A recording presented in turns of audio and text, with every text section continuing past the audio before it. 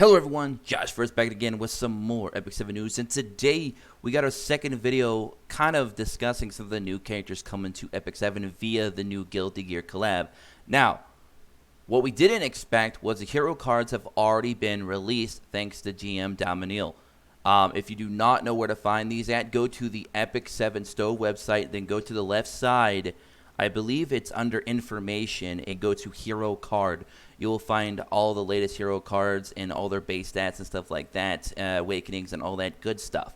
So this allows me to actually make a breakdown video for you guys earlier than anticipated. So that's pretty awesome. But anyways, so the stats have been revealed for Badguy Baiken. So we're going to go over their stats, talk about it a little bit, and then make possible gear guides, if you will, on what you could possibly run, for whatever kind of content you're trying to cover.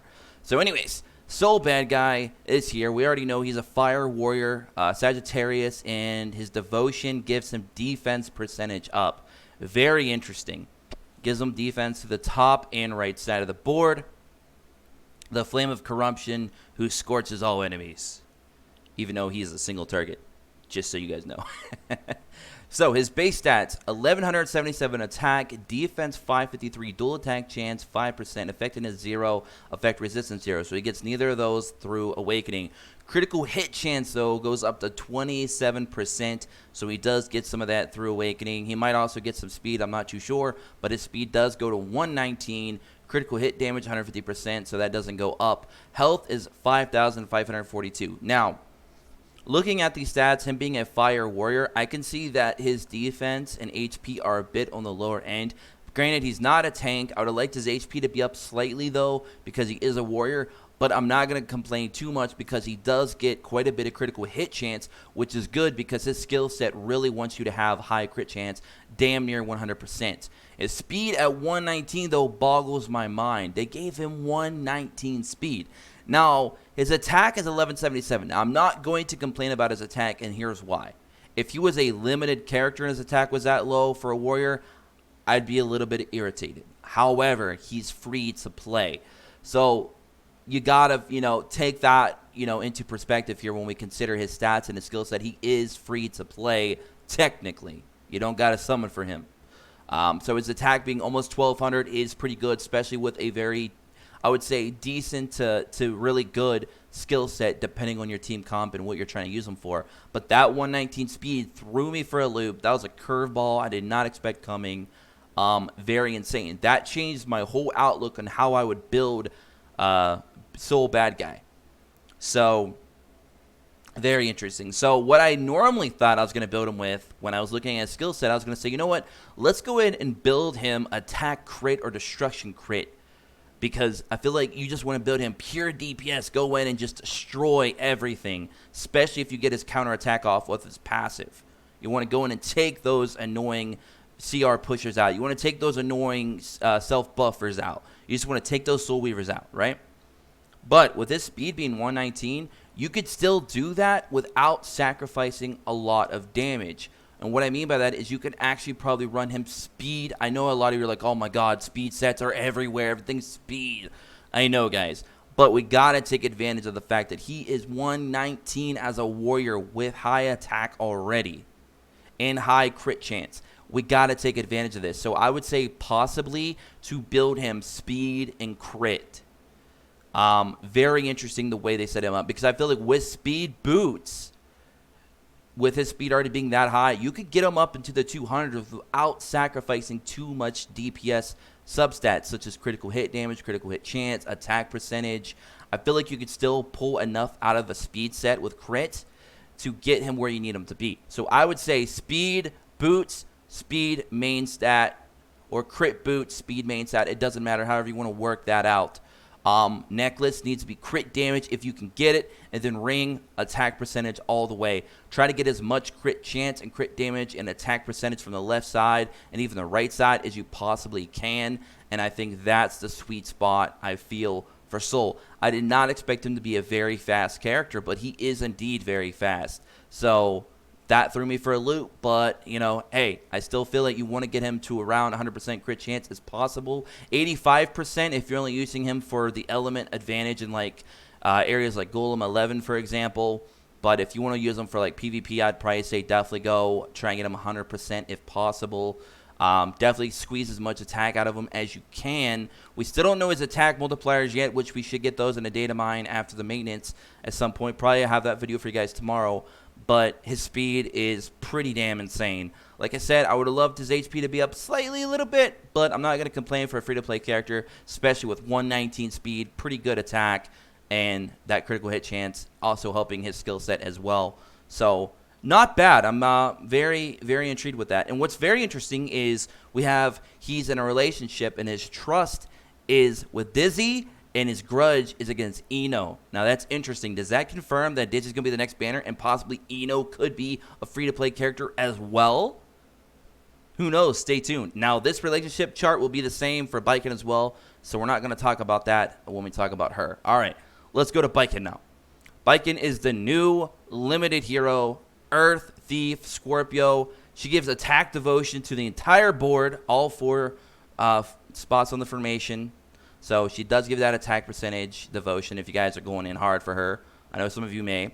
Now, her stats are 1,228 attack. That's very good for a thief. That's right around high attack margins. That's really good. That's around the top tier when I say DPS.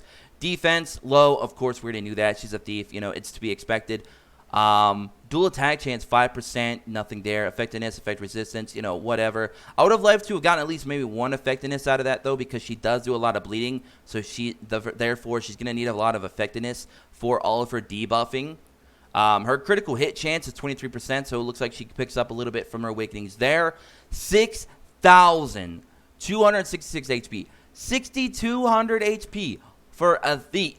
That is insane, with high attack and pretty modest speed at 113. Very, very good stat-wise. The only thing that I feel like she's lacking is that effectiveness. I think that is going to be the only killer for her stat-wise, but that HP, attack, and speed, that whole left side right there on the stat chart is nuts. Those are some high mark stats right there, especially for a thief. So she is not going to be by any means a squishy thief. You're easily going to top 10k HP with her, no problem, while still getting the attack potential out of her that you need. Her speed is not bad either. I would still probably run her destruction set, or I'd also say maybe attack set as well. But destruction would be really, really nice with her.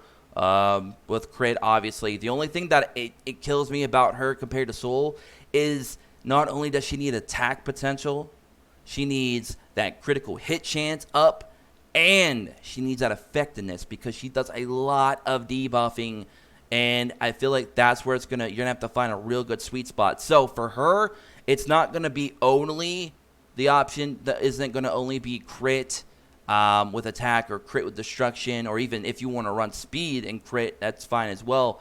You could also potentially run her with speed and hit, trying to get as much critical hit chance as you possibly can out of your substats. You could try to run, attack and hit. You could try to run maybe even a combination of crit and hit. Whatever you think that you can do, as long as you can get as much attack potency out of her as possible, while also giving her enough effectiveness to actually get her bleeds off. That's going to be your big thing. Another thing that you have to consider is she's going to be very expensive skill and enhancement wise, because judging by her skill set right down here, which you guys can see, you're going to want to probably put a lot of Moligoras into all 3 skills, especially her S2 and S3. You want to get those up as high as possible. Now, if you pair that with her new artifact, which you could run at max if you pull enough dupes, for those of you that are going in hard, you're going to be able to get up to, 3 to 4 stackable bleeds per attack. Like, that's insane, okay? That's a lot of bleed damage, and her attack being that high, we don't know what her skill multiplier is yet, just like Soul Bad Guy. We should find that out potentially by tomorrow. I'll have a video if I can get it out in time. But, yeah, these characters' stats are pretty insane. I did not expect her to have 6,200 HP on a Thief. I did not expect Soul to have 119 speed on a Warrior.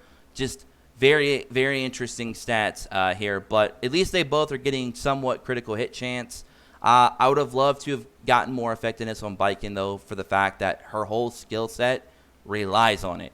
So, I don't know. I mean, She's very reliant on critical hit chance and effectiveness, which is going to make her pretty interesting and a little bit difficult to build.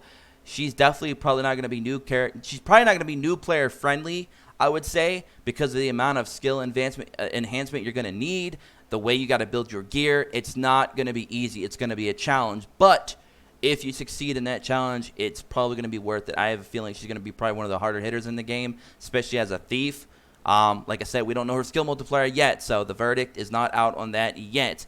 But judging by the stats for both these characters, not too bad. I'm a little bit shocked and surprised in some areas more than others. What do you guys think? Let me know in the comment section below. Are you satisfied with these stats? Do you feel like the stats are a little bit underwhelming, overwhelming, a little bit weird? You know, are you just indifferent on it? What do you guys think? I want to know all that and more in the description below. Be sure to subscribe here for more content. As always, I'll catch you guys in the next one. Have an awesome day wherever you are. And be sure to like the video if you did, as always. And join us in the Discord in the description below. Until next time, peace.